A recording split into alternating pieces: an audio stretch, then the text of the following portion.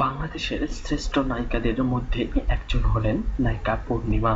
আসুন জেনে নেওয়া যাক এই পূর্ণিমার জীবন কাহিনী। পূর্ণিমা 1981 সালের 11 জুলাই বাংলাদেশের চট্টগ্রাম জেলায় জন্মগ্রহণ করেন। তার পৈতৃক বাড়ি চট্টগ্রামের ফটিকছড়িতে। জন্ম এবং বেড়ে ওঠা ঢাকায়। তার পারিবারিক নাম দিলহারা হানিফ ও ডাকনাম রিতা। 2007 সালের 4 নভেম্বর পারিবারিকভাবে আহমেদ জামান ফারুককে বিয়ে করেন। 2014 সালের 13 এপ্রিল তিনি প্রথম কন্যা সন্তানের মা হন। তার মেয়ের নাম আয়শা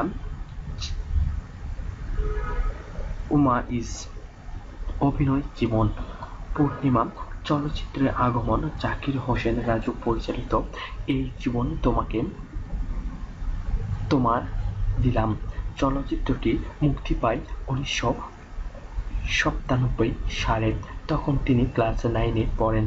2003 সালে মুক্তি পায় তার সব থেকে সফল ছবি মতিউর রহমান পানু পরিচালিত মনের মাঝে তুমি। এটি বাংলাদেশের ভারতের যৌথ প্রযোজনায় বাংলাদেশের সব থেকে সফল ছবিদের মধ্যে অন্যতম। 2014 সালে রাবেয়া খাতুন এর উপন্যাস মেঘের পরে মেঘ অবলম্বনে চাষী নজরুল ইসলাম পরিচালিত মুক্তিযুদ্ধ ভিত্তিক ছায়াছবি মেঘের পরে মেঘ অভিনয় করেন পূর্ণিমা।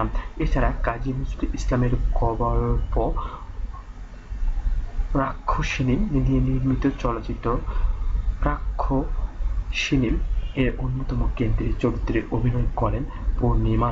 2005 সালে বিশ্বকবি রবীন্দ্রনাথ ঠাকুরের শান্তি গল্প অবলম্বনে নির্মিত শান্তি চলচ্চিত্রে চন্দনা চরিত্রে অভিনয় করেন পূর্ণিমা।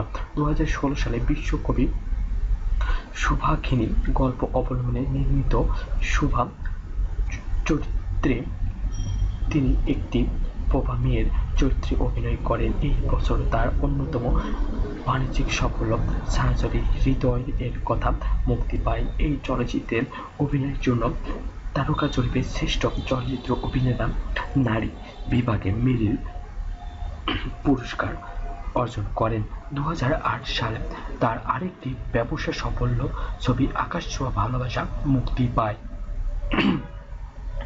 এই চলচ্চিত্রে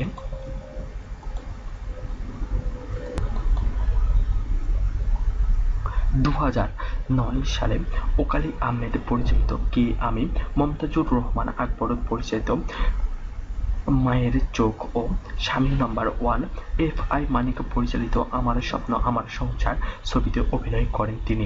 এছাড়া এই বছরে তিনি শুভ বিবাহ চলচ্চিত্রে অতিথি চরিত্রে অভিনয় করেন। 2010 সালে কাজী হায়াৎ পরিচালিত ওরা আমাকে ভালো হতে দিল না ছায়াছবিতে অভিনয় করে প্রথমবারের মতো শ্রেষ্ঠ অভিনেত্রী হিসাবে জাতীয় পুরস্কার অর্জন করেন এই অভিনেত্রী।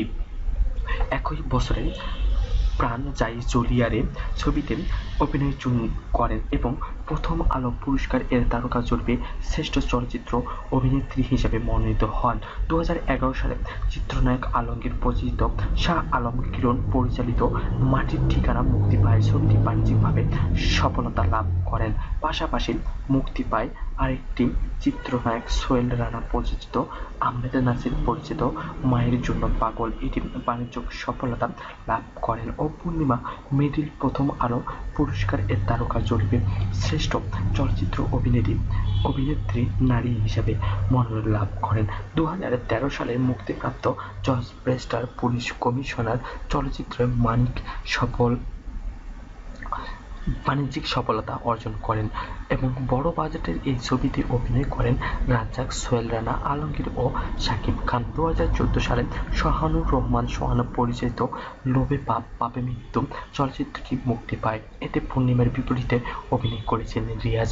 কন্যা সন্তান জন্মের পর তিনি অভিনয় থেকে বিরতি নেন এবং 2016 সালে ফিরে আসেন প্রতিবন্ধীদের নিয়ে নির্মিত চলচ্চিত্র বন্ধ দরজা নিয়ে। চলচ্চিত্র নির্মাণে পূর্ণিমার বিপরীতে অভিনয় করেন রিয়াজ।